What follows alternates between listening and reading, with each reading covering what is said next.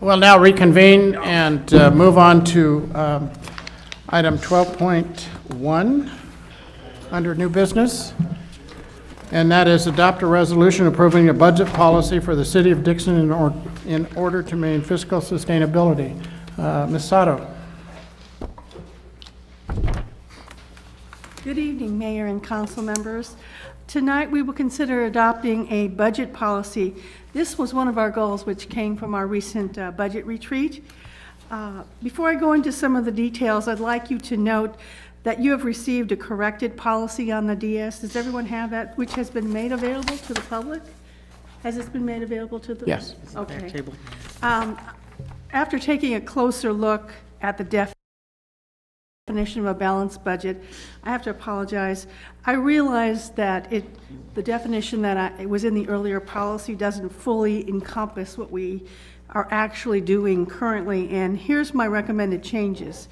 It's in italics in the policy that I handed out tonight, and it says the general fund budget will be considered balanced when revenues equal expenditures. However, reserves can be used to offset a revenue shortfall during a fiscal year as long as the minimum general fund reserve level of between 5 and 15% is maintained.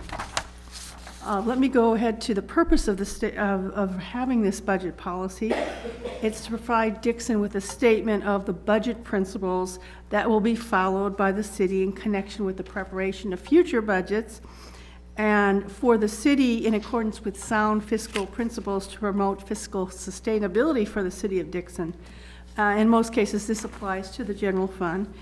The general fund is most impacted by these principles, and unless otherwise stated in the policy, they do apply to the general fund.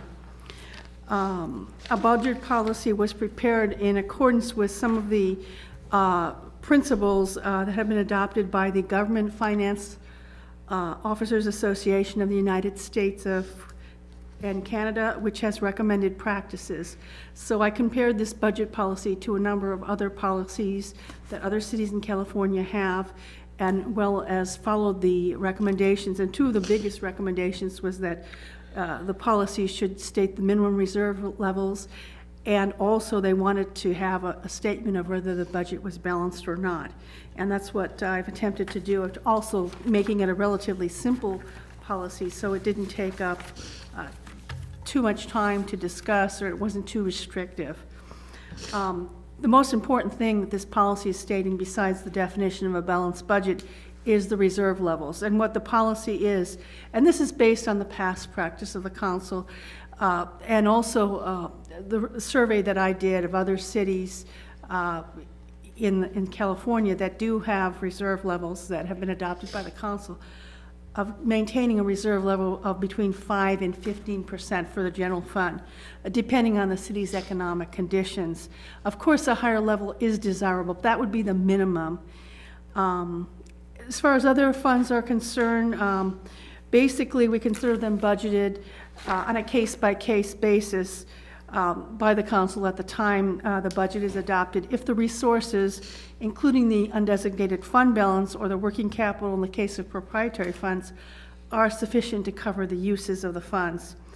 And we did establish a minimum level in this budget policy for the water fund, which is really not part of the city. It's part of the city's half of a joint exercise of powers authority called the Dixon Solano Municipal Water Service, and also for our SIR enterprise funds.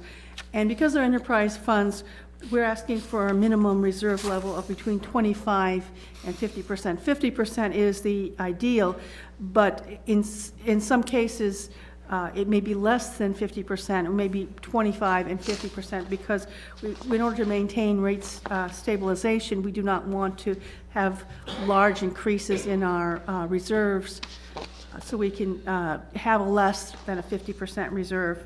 The redevelopment funds, we're recommending a minimum reserve level of $100,000 at all times. And I also would like to tell you that if there's any questions, I'd be glad to answer them.